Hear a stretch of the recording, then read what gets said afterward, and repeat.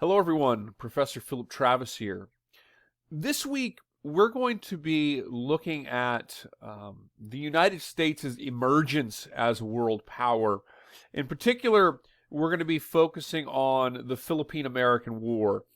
So, historians, when we talk about the United States becoming a world power, historians are generally referring to the United States as the development of the United States as an overseas world power, which refers to really largely events beginning in 1898 with the Spanish-American War and then the Philippine-American War. The Spanish-American War, of course, involved U.S. Military actions against Spanish-held Cuba and also Spanish Puerto Rico, but it then expanded to a U.S. first naval operation against the Spanish Philippines. The Spanish had colonized, of course, Puerto Rico, Cuba, and the Philippines. In the Philippines, after the Spanish were defeated, largely through the assistance of groups led by Filipino nationalist Emilio Aguinaldo, who would have hoped that the United States would have granted the Philippines independence, the United States ultimately fought a brutal war against the Filipinos in the Philippines. A war that cost maybe 60,000 Filipino deaths, close to 5,000 American deaths. And the United States would ultimately seize the Philippines as a colony. It would maintain the colony of the Philippines until 1946. In the same context, the United States, of course, took Puerto Rico as a territory. It annexed Hawaii as well, which was unrelated to anything involving the Spanish. And, of course, it took territories from Cuba, like Guantanamo Bay, Cuba, which it holds still to this day. So this is the period in the 20th century we really refer to the United States becoming a world power, becoming a country with at least an intent to have a sort of global naval power, its drives for trade, for territory, for global influence in the name of economic benefit through trade, in the name of national defense through imperial competition with other world powers, and so forth. So this is the period we're talking about. Your reading for this week is found in modules. It's a PDF. And this week, we're not going to have a discussion forum. Instead, we're going to have two quizzes. One quiz is going to be based on last week's reading, and the other quiz will be based on this week's reading. Neither of those quizzes will be available before Wednesday because I want us to have a chance to begin to review last week's reading as well as get into this week's reading before we jump in and try to take a quiz. And I'm going to talk a little bit about this political cartoon that you see here in just a moment. So, going back to last week, our discussion of American sort of core ideas, core values, I should say. What does the United States, what should the United States represent as a country? Of course, some of those ideas, they're going to change over time, and certainly perhaps some aspects may or may not be argued and debated about at different times in American history. But generally speaking, what we're talking about is the United States as a country that champions, for example, representative government. It champions the ideal of human rights and fair treatment before the law. It champions the ideals of individual rights. It champions the ideal of capitalism from the sense of individuals being able to sort of pursue the American dream. These are the kinds of things that we're really talking about when we think about what the United States is supposed to represent. Human rights, individual rights, fair, equal treatment, justice, anti-monarchialism, and connected to that, of course, traditionally anti-colonialism, given the experience of the United States resisting the British colonial power during the American Revolution. So core values enshrined in representative government and in people's rights, as well as the ideal role of the nation in the world. Those are the types of things we're really talking about when we're thinking core values, core ideas. What should the United States really be representing in the world? When the United States emerged as a world power and began to be engaged increasingly in overseas conflicts, sometimes overseas conflicts that were quite brutal and not immediately necessary in terms of any kind of direct threat to the United States, some of these conflicts, all of these conflicts that we're going to look at in this class shape society. But a lot of times these conflicts, too, challenge some of those core ideas. And when we look at the Philippine-American War, we see this. Some historians, like Stuart Crichton Miller, who we'll be reading this week, have referred to this conflict as almost like America's first Vietnam. And that'll make more sense when we get to talking about the Vietnam War.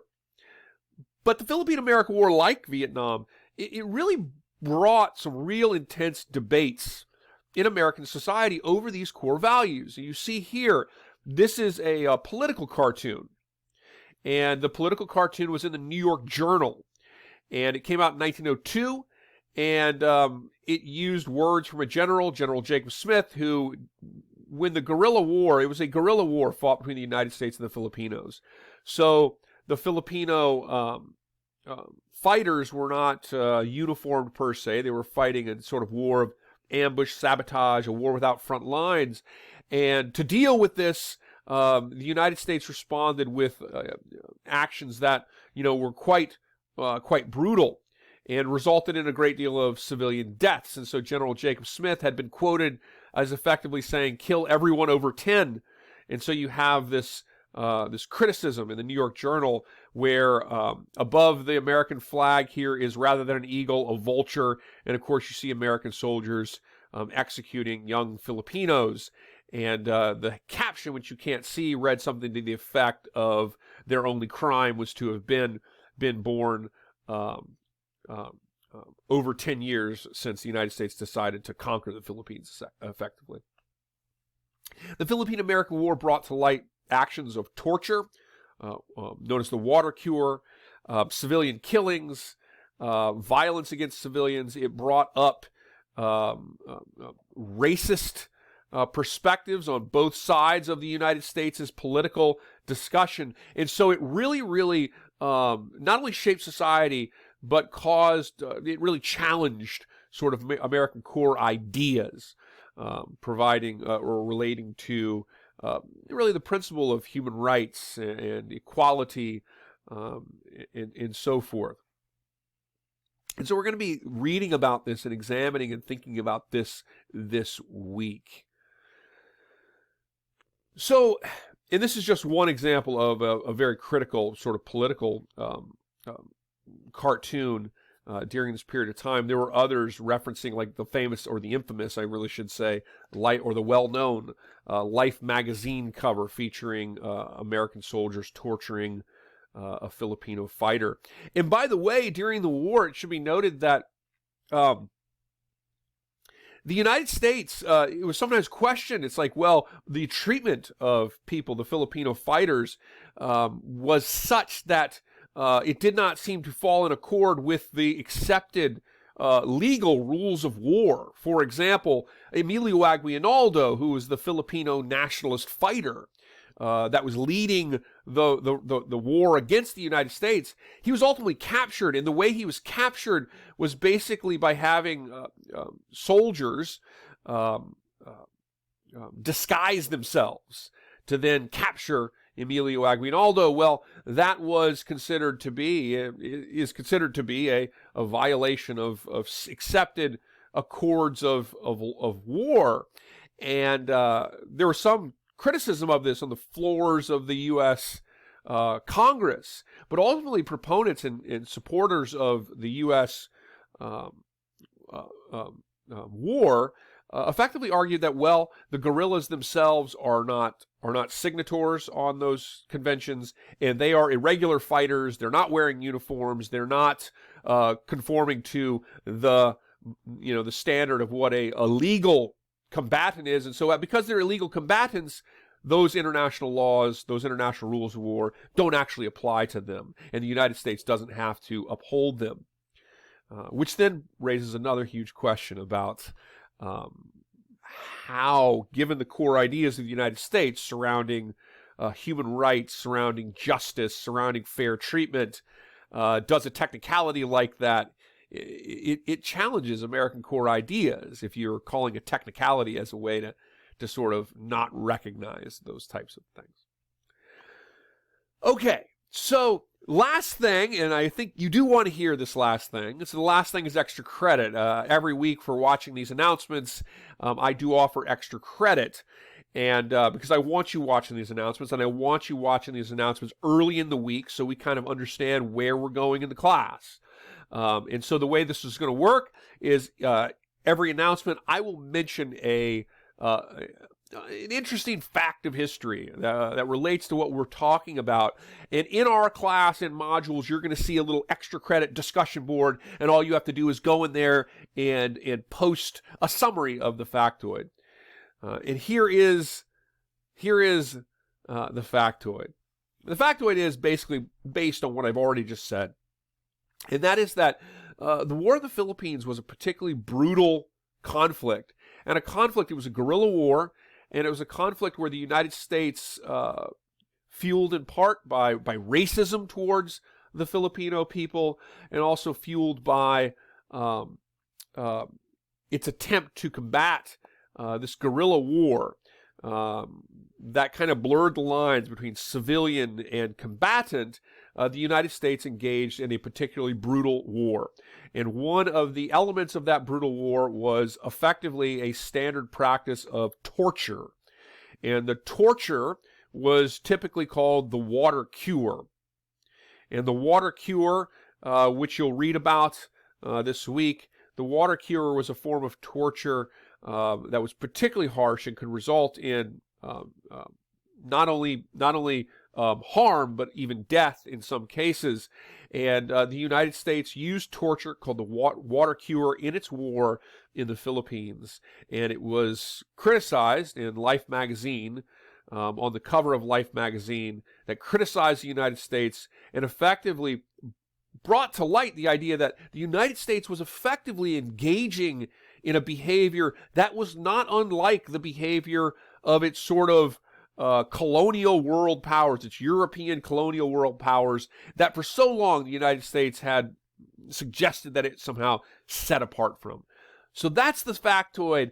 Go into that extra credit discussion board in our modules area and just write a little summary in there, and you'll earn bonus points. And the bonus points will be added to a test score at the end of the term. So when we get to our midterm and our final, the bonus points all get added up, and they get added to one of those, and it'll wind up adding 2 or 3 points to your final grade in the class. So let's have fun with this. And even though, given the subject, our topics are not always fun in this course, because we're talking about violent wars, and we're talking about how they also shape American society. And that's what we're going to be reading about this week. And don't forget, there's no major discussion forum. Our major assignments this week are the 2 quizzes, and those will be available by Wednesday. I promise all of these announcements won't be quite this long, but because I wanted to give us as much information as we could, this one's a little bit long. So let's have a great week, and please let me know if you have any questions, and I look forward to seeing those quizzes, and I look forward to reading your responses in the extra credit discussion board. By the way, extra credit discussion board must be completed Thursday at the latest. Let's have a great week, everyone.